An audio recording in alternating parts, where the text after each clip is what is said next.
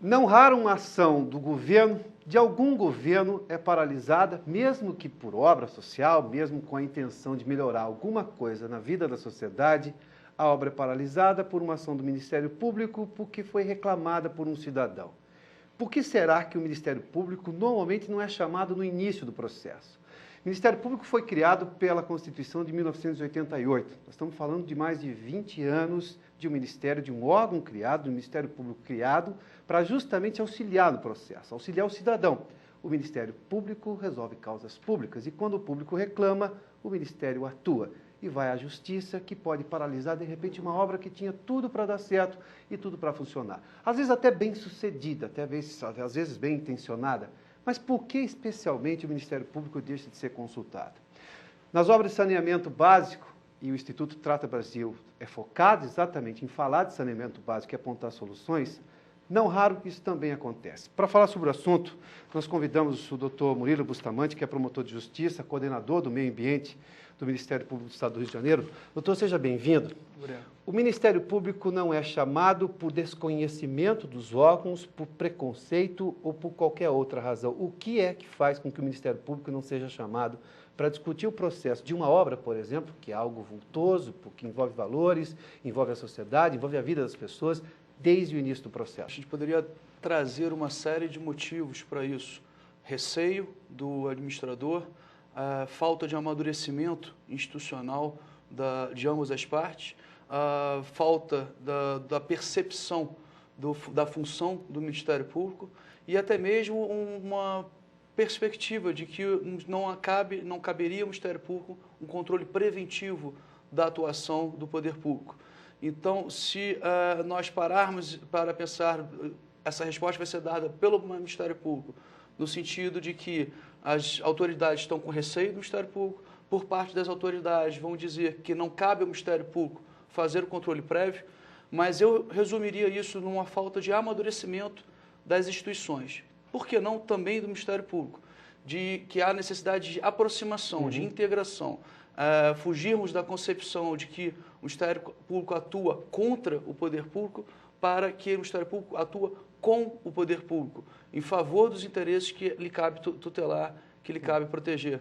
Então, há uma necessidade e a prática, o dia a dia nos mostra que quando o empreendedor, quando o poder público se aproxima e dá transparência à sua atividade, transparência ao seu projeto, dando informação não apenas ao Ministério Público, mas à sociedade em geral, diminui a margem de problemas, diminui o número de ações.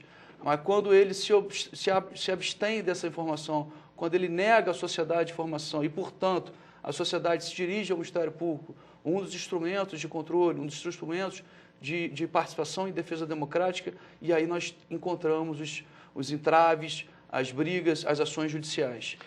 Há, portanto, por parte do poder público, ou mesmo de entes da sociedade, de empresas do setor privado, de que o Ministério Público é um órgão interventor, que se intromete numa decisão, ou seja, uma visão equivocada? E isso é muito presente ainda? Não é equivocada, porque o Ministério Público é sim um órgão interventor, é sim um órgão que intervém nas questões de interesse público, e essa é a sua função constitucional. Por isso a existência do Ministério Público, para dar a ele um poder a mais que o judiciário tem, poder de iniciativa, de agir. Se ele tem o poder de agir, ele deve sim agir.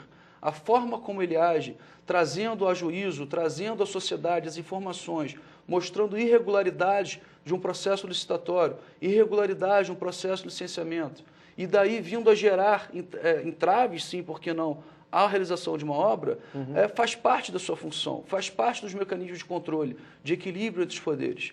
Agora, atribuir a pecha de ser o causador dos entraves me parece ser equivocado, porque quem traz esse entrave, quem dificulta o andamento da sociedade, quem dificulta o desenvolvimento da sociedade, não é aquele que aponta a falha, é aquele que dá causa à falha, aquele que comete o erro, aquele que viola uma lei de licitação, que viola um procedimento de licenciamento ambiental. Então, o Ministério Público intervém sim, e continuará intervindo, continuará levando as ações em juízo, porque esse é o seu papel. Mas o senhor acha que há vícios na cadeia? Ou seja, os governos acham, em algum momento, cometem equívocos achando que aquilo não vai levar a nada, ou uma empresa do setor privado propõe alguma coisa em determinada obra, seja qualquer tipo de obra pública, porque acha que aquilo não vai levar a nada, não entender esse amadurecimento que houve por parte da sociedade brasileira, que vai reclamar seus direitos? Sim. Há um conjunto de vícios aí? Sim, há um processo, né? Acho que a realidade hoje, seja no licenciamento, na escolha de uma atividade, no desenvolvimento de um projeto, vem de uma série de vícios culturais, vícios históricos do Brasil, vícios das instituições que tocam os projetos, que fiscalizam os projetos. Vamos ver as falhas dos tribunais de contas, as falhas do Poder Executivo, as falhas do Legislativo, as falhas do Ministério Público, não atuando sempre quando necessário. Esse conjunto de fatores, aliado ao tradicional, infelizmente tradicional do Brasil, o jeitinho brasileiro, dar uma solução a tudo, buscar sempre uma solução alternativa, isso tudo é um processo. Isso é um processo que levou a desacreditarem nas leis, desacreditarem na obrigação de respeitar as normas, respeitar o procedimento. Essa facilidade que o empreendedor, o poder público, em um determinado momento da história, passou a ter e ainda hoje tem, leva eles a desenvolver atividades sem consultar a sociedade, sem expor à sociedade o projeto, sem dar transparência ao seu projeto. E isso, no momento que a sociedade se organiza, como o senhor bem colocou, se amadurece, começa a fiscalizar de forma efetiva e levando a um dos seus instrumentos, que é o Ministério Público, essa demanda, vai gerar o problema, vai gerar esse chamado entrave. A solução para isso, seja todas as instituições fazerem o seu meia-culpa e se reorganizarem, passa também pela interlocução, passa pela participação direta entre as instituições com a sociedade civil, com o Ministério Público. Essa interlocução das instituições é que vai permitir um avanço. Sem um trâmite de consenso, de diálogo, nós vamos continuar com embates. E aí o Ministério Público, mais uma vez, vai atuar contra o poder público e não com o poder público, como ele caberia e ele poderia agir. Há mais ou menos, há uns 20 anos já, 20 anos como jornalista, eu vou exemplificar algo hipotético, evidentemente, mas baseado em vários fatos reais aí. Uma obra que normalmente vai durar 3 anos, uma obra razoavelmente pequena, não estou falando de uma usina hidrelétrica, que leva muito mais tempo, demanda muito mais recursos.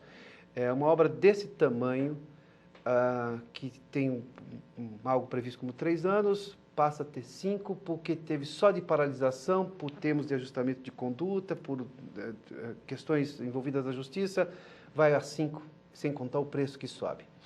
Se houvesse uma conversa antes com o Ministério Público colocando todas as exigências que a lei já prevê, diga-se de passagem, não é nada inventado pelo Ministério Público, essa obra, a chance seria maior de ter obras no prazo tal como estipulado pelo engenheiro quando a projetou? Certamente. Certamente, se há esse diálogo, se há essa aproximação, vai diminuir a chance de encontrarmos problemas. Uma irregularidade no meio do caminho seria uma coisa muito menor do que normalmente é hoje. Com certeza. Hoje há desvio de conduta, não é? Facilmente. Você pega o exemplo dos licenciamentos ambientais e que o Ministério Público passa a atuar de forma preventiva, não é nem preventiva, mas a cada fase do licenciamento. Os problemas no licenciamento ambiental vão estar, por exemplo, na elaboração do termo de referência, na apresentação do estudo de impacto ambiental que não atendeu ao termo de referência, na falta de participação em audiência pública. Se não há chance do Ministério Público atuar nestas fases, ele só vai, ao final, identificar uma falha na origem do processo. Se ele tem condições de acompanhar, se o empreendedor se interessa em participar das informações, em trazer ao debate, sentar à mesa e debater, essas irregularidades que um dia poderiam vir a causar o entrave, o embargo da obra, se transformam em meras irregularidades que são saneadas no curso do processo, são corrigidas no seu momento certo, são corrigidas num tempo hábil e não se transformam num grande entrave que, ao final do processo, não resta outra solução senão mover uma ação para embargar a obra ou propor uma celebração de um ajuste maior que vai atrasar a perspectiva de realização da obra e gerando aumento nos seus custos. Eu estou recebendo aqui Murilo Bustamante, que é promotor de justiça e coordenador do meio ambiente do Estado do Rio de Janeiro. A gente volta em instantes para falar um pouco mais sobre casos concretos hoje no país, onde há evidente participação do Ministério Público e o quanto essas obras verdadeiramente funcionam e andam no prazo estipulado. A gente volta em instantes.